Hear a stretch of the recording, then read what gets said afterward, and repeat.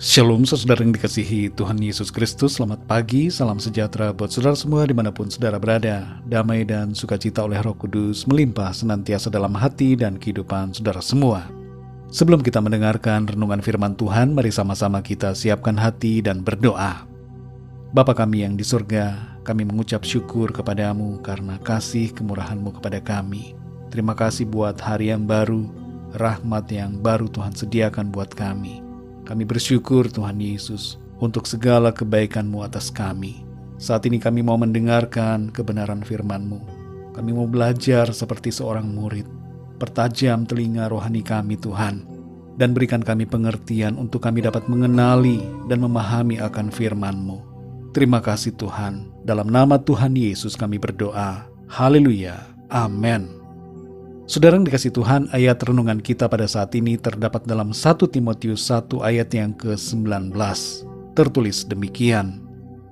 Beberapa orang telah menolak hati nuraninya yang murni itu, dan karena itu kandaslah iman mereka. Saudara yang dikasih Tuhan, kita manusia seringkali disebut memiliki 5 panca indera, yaitu mata sebagai indera penglihatan, telinga sebagai indera pendengaran, hidung sebagai indera penciuman, lidah sebagai indera pengecap, dan kulit sebagai indera peraba. Indera yang Tuhan berikan ini mempunyai fungsi yang bermanfaat buat diri kita. Dengan indera pengecap misalnya, kita bisa mengetahui apakah makanan yang kita sedang makan sudah kadaluarsa atau tidak, dan rasanya enak atau tidak enak.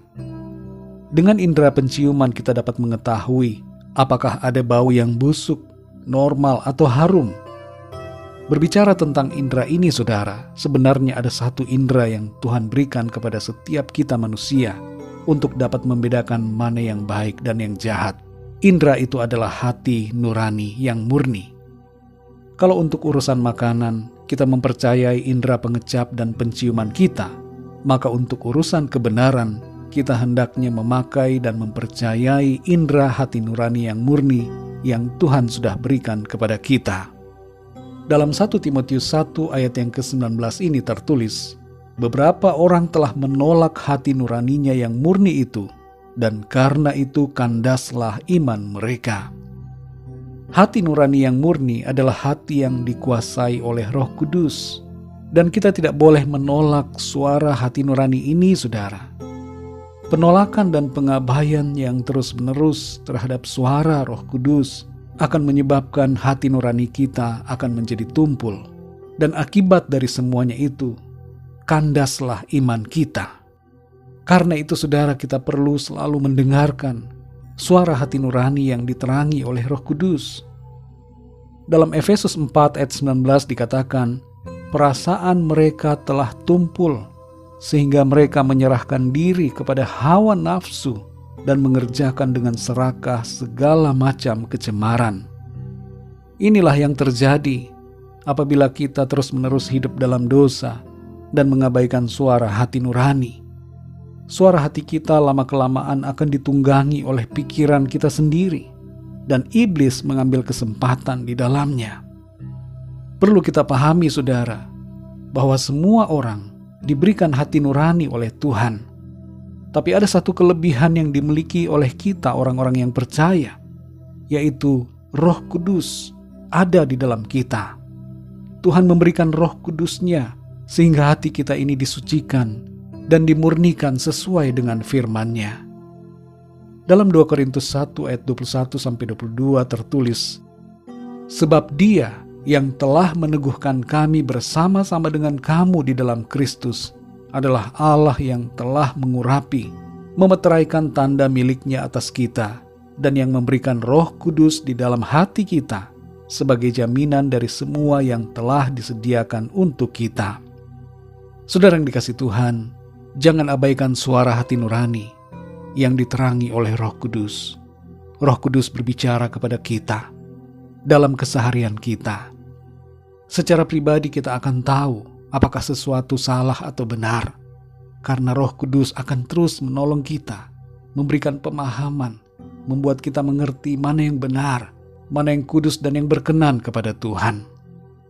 Jadi saudara yang dikasih Tuhan, dengarkanlah dan ikutilah selalu tuntunan Tuhan yang Dia berikan dalam hati nurani kita oleh Roh Kudus-Nya, supaya hidup kita menjadi baik dan senantiasa ada dalam berkat dan perkenanan Tuhan. Mari kita berdoa, saudara. Bapa kami yang di sorga, Bapa, di dalam nama Tuhan Yesus Kristus, kami mengucap syukur untuk firman-Mu yang sudah kami dengar pada saat ini, yang mengajarkan kepada kami untuk kami mendengarkan suara Roh-Mu yang kudus yang Engkau berikan di dalam hati kami. Engkau telah memurnikan hati nurani kami dari segala yang jahat, dari segala yang tidak baik dan tidak berkenan. Engkau telah membaharui hati kami, Tuhan, sehingga kami dituntun untuk selalu berada dalam kebenaran-Mu. Tolong kami ya Tuhan, supaya kami senantiasa peka dan taat selalu dengar-dengaran kepada suara tuntunan-Mu. Ampuni kami Tuhan akan segala dosa kami dalam perkataan, pikiran, dan perbuatan kami. Kuduskan kami dengan kuasa darah-Mu. Kami juga mengampuni orang-orang yang bersalah kepada kami dan memberkati mereka di dalam nama-Mu. Terima kasih ya Tuhan. Di sepanjang hari ini kami mohon pimpinan Tuhan dalam segala aktivitas kami. Berkatilah kami Tuhan dalam studi, dalam tugas, pekerjaan, usaha, pelayanan, dan dalam segala aktivitas kami. Biarlah di dalam semuanya nama Tuhan senantiasa dipermuliakan. Kami berdoa untuk setiap dari kami yang sedang mengalami masalah, persoalan, sakit, penyakit, agar Tuhan Engkau menjamah, memberikan kekuatan, kesembuhan, kesehatan, dan mujizat-Mu Tuhan dalam kehidupan kami. Terima kasih ya Tuhan. Berkati bangsa dan negara kami, Indonesia, dan juga semua bangsa di dunia ini. Pulihkan keadaan bangsa-bangsa, dan curahkanlah anugerah keselamatan-Mu, sehingga setiap orang dari segala bangsa percaya kepada-Mu Tuhan. Terima kasih ya Tuhan, kami bersyukur dan serahkan semua ke dalam tangan kasih-Mu. Berkat dan damai sejahtera, serta kasih karunia Tuhan, kami terima dengan berlimpah-limpah dalam hidup kami. Terpujilah nama-Mu ya Bapa. Dalam nama Tuhan Yesus Kristus, Tuhan dan Juru Selamat kami berdoa dan mengucap syukur. Haleluya. Amin. Puji Tuhan, saudara yang dikasihi Tuhan, saya percaya firman Tuhan menjadi berkat dan kekuatan buat saudara semua. Dan Roh Kudus akan menolong saudara untuk lebih lagi memahami kebenaran firman Tuhan. Tuhan Yesus memberkati saudara semua. Selamat beraktivitas dan sampai jumpa dalam renungan yang berikutnya. Haleluya.